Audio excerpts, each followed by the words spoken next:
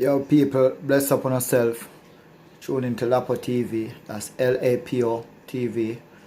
I'm going to show you a thing where you have top 10 richest beggar in the world.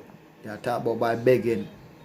So I say, them dip on the road, them beg you, gone back to them mansion, gone back to them nice life, come back out, them beg you, because guess what? Them not pay nothing, because I beg. So it's like, them a live off of you, or them a live off of the people them, who them can live off of. Because our feel such out, you give a man $1, and a nothing. The next man come, give him $1, but I give him all 5 too. At the end of the year, him not paying no tax, him not paying nothing, him work out better than me and you. Trust me, a certain thing set up, but just get here and listen. Well, Lapo, I'm going to make you hear. Bless up on yourself. Simon Wright is a professional beggar. The 37-year-old London man spends at least 8 hours each day, and extra time on the weekends, standing on the street of London begging for money. He dresses in ratty clothes, and he walks with his dog. His area of choice is next to a NatWest cash point that is close to a railway station. Each day, thousands of commuters walk by and give him money. He makes about £50,000 per year. Each night he goes home to his £300,000 flat. You see, him smart. He make sure go at the ATM, close by the ATM, the bank. So you know, say I come out, probably go make some withdrawal. He said, sure, you have $1, you go give me. He make over £50,000 per year. Trust me. And that, no tax now come out of that. I just straight cash. I come out of that. So you see me, I say my role. In Fulham, begging on the streets of West London pays really well. Number 2, Aisha. Aisha was a 100-year-old woman who spent her days panhandling in the town of Jeddah. She was blind, and for years she would sit on the street in tattered clothing begging people for money. People would see this old blind woman on the streets, and they would feel bad. When she put out her tin cup, the people passing by had no problem putting money in, trying to help the homeless woman. When she passed away, it turned out that she wasn't as poor as she wanted everyone to think. When she got sick, she gave her will to a friend and asked him not to read it until she had passed. When she died and her will was read, it turned out that she has Saudi Riyal 3 million in cash. You hear that? When she pass, she make sure tell him don't read out that will till she pass. She make sure give him strict information. Don't read it till she pass. 3 million in cash. Trust me, 3 million in cash. She make sure pass down strict information. Don't read that will till she pass. So I say, don't play with these beggar. They don't play. Which is the equivalent of 800,000 US dollars.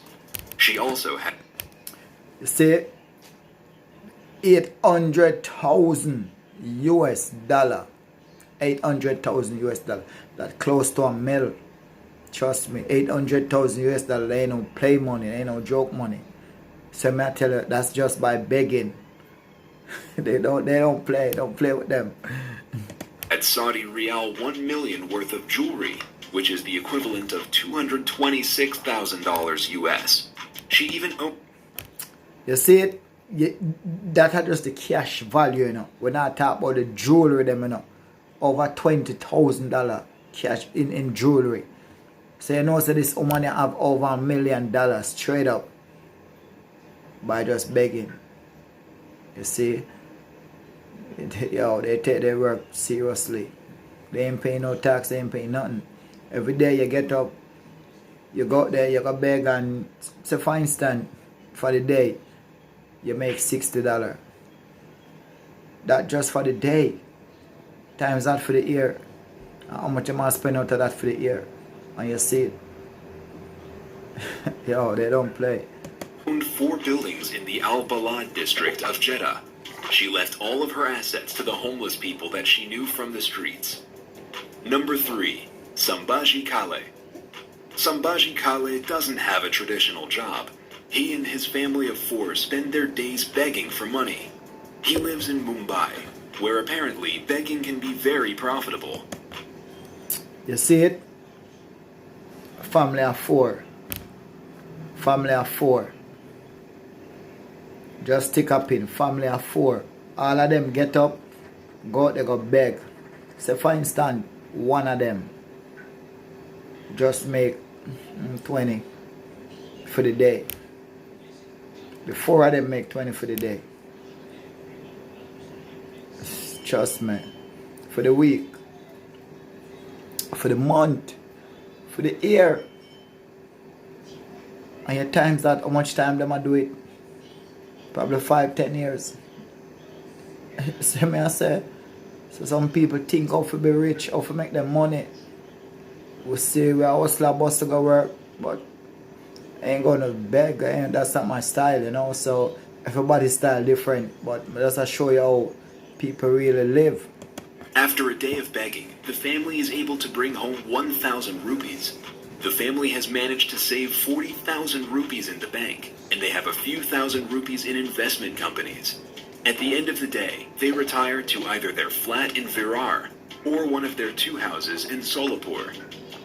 Number 4. Krishna Kumar Gite. Krishna Kumar Gite is another beggar from Mumbai. He spends his days begging at his favorite spot at CP Tank near the Charni Road. He dresses in rags so that he can appear very poor. However, he makes more money each day than many of the people who give him money. Each day, he makes about 1,500 rupees. When he is done panhandling for the day, he heads home to the flat that he owns in Nalasopara. Number 5. Erwin Corey. Erwin Corey is a 97-year-old man from New York City. For the last 17 years, he has been walking up and down 35th Street in Manhattan panhandling.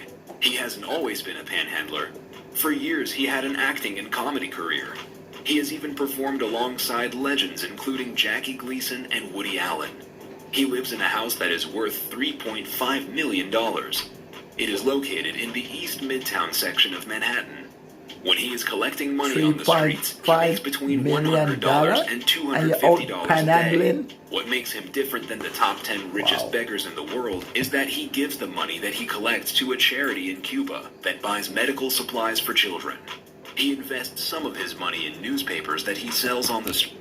Well, can't see with him still, because for him panhandling, him give the money to Cuba for supply with medicine. But I think him just do that for probably him hobby, because I'm living in a $3.5 million building where him own. So I guess just like some people who do drugs, it's like them can't stop. So I guess that a him a bit. Him making money and get away. So would I give him a pass still? Treat. This is the money that he lives on. Number 6. Lakshmi Das. Lakshmi Das spent 44 years begging near Hatibagan, which is a busy road junction in northern Calcutta. She was only 16 years old when she started panhandling. She spent very little of the money that she received to support herself her whole life. When she was 60 years old, she went to the bank and deposited 200 pounds of coins that filled 4 buckets. Number 7. The unidentified man on the street.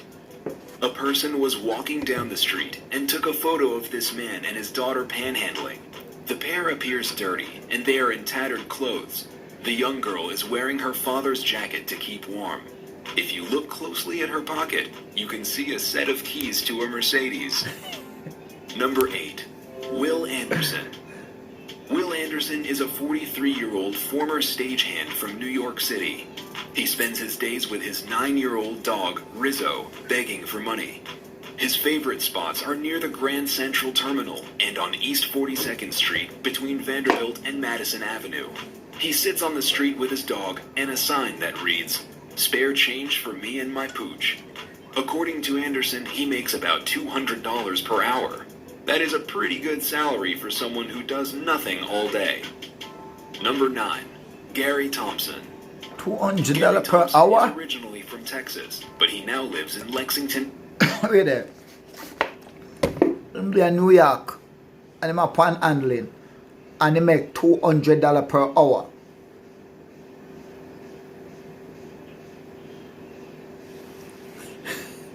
$200 per hour. Wow. So you make $1,000 within 5 hours. You make $1,000. Seriously? That's some serious money still. By just doing nothing. You go to work when you want. You sit when you want. Do anything when you want. And you're making $200 per hour. That's real hustling. Trust me. In Kentucky, he gets around in a wheelchair, which he says he needs because he has difficulty walking. He even has trouble using his hands. What most people don't know is that he pretends to be mentally and physically handicapped so that he can earn money panhandling. He says that he makes up to $100,000 each year begging for money on the streets.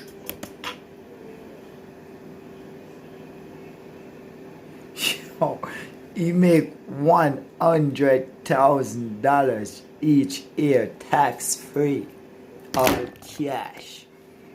Pay nothing but himself by just sitting and doing nothing and hang out his cup. And you come,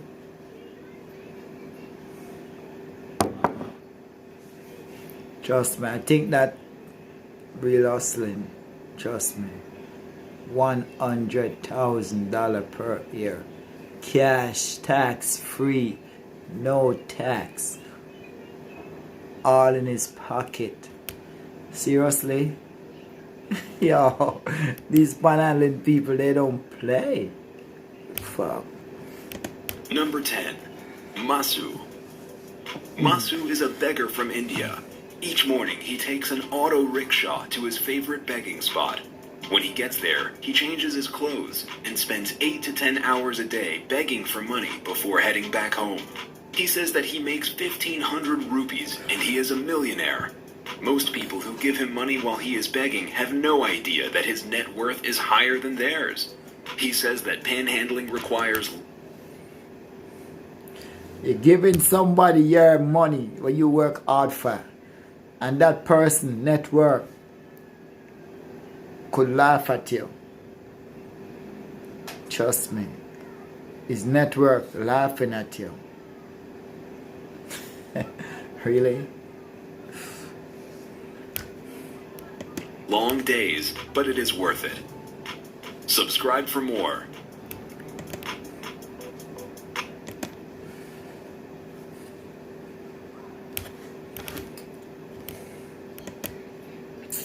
Still, but so I tell the people, it's not everybody who you see or who you think poor is poor. So I say,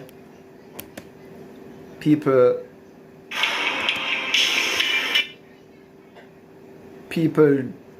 take them things as like probably would I say like a hustle.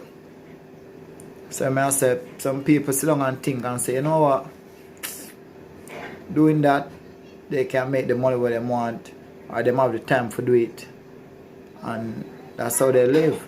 Because most of them who you give to, as I say, their bank account, you can't even lift it up, you can't even move it, you can't even count the figure in it, the way their bank account big. And your bank account, you probably every month you overdraft. You see me? And your $1, your $2, you still take it a trail of them cup. If 20, 100 people do that for the day, how much money they make? Crazy. While they're going out thinking, you're going to pay a bill. And if you go and ask them, they ain't going to give it to you because they don't have it. And if somebody see you asking them, yo, what you doing? I said, man, poor, you know? But life is like everybody just out to trick people and get around, you know? That's how I see it. Life is like a trickster. Everybody there trying to trick around. It's like a trick or treat. So like and share and give me an opinion. You see me I say? So just tune into LAPO TV, Lapo TV, and like and share. Bless upon yourself. Peace.